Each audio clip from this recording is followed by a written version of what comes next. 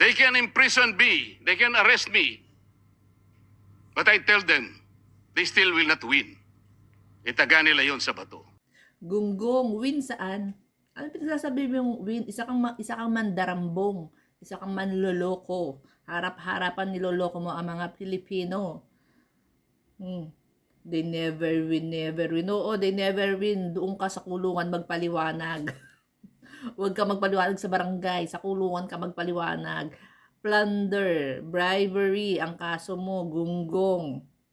Diyan ka na, nagbibida-bida ka na naman dyan.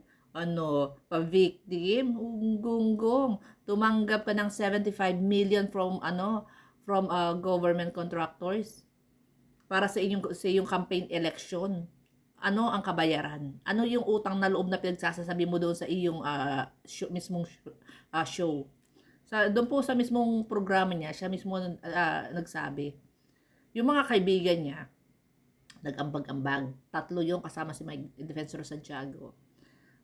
Nagsinungaling siya sa kanyang sosi. Pero nakaligtas siya sa Comelec dahil nga hayop, animal itong si Garcia. Pero hindi siya nakalusot sa ombudsman. Instead na siya ay ma-disqualified lamang sa kanyang pagka-upo sa Senado, disqualified. Sige, hintay ka na lang after 3 years. Kandidato ka na lang uli. Mas lumala. Ombudsman, plunder, bribery. 75 million. Ano ang kapalit? Sabi ng mga kaibigan niya, wag mo na kaming bayaran. Utang na loob mo na lang sa amin yan. Utang na loob. Tandaan niyo, utang na loob. Kaya pag tumatanong ng utang na loob kay Mike Defensor Santiago, na hila-hila yung 18 marites. 18 yung 18 na marites niya, hila-hila ni Defensor, at nag-aabogado na naman itong si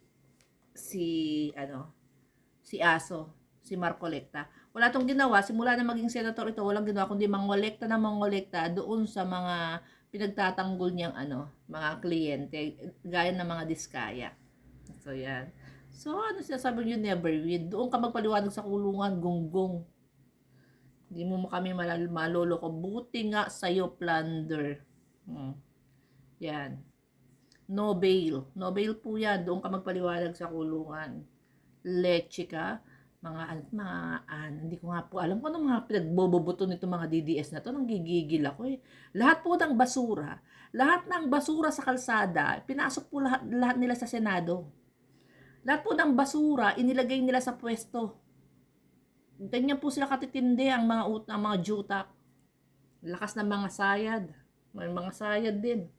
Tapos may pa-silent DDS pa silang nalalaman. Leche. Maging proud kayo sa katangahan ninyo. Dapat proud kayo maging DDS. Proud kayo sa mga katangahan ninyo, kabobohan ninyo. Mga leche kayo, lahat ng basura dinala nyo sa Senado.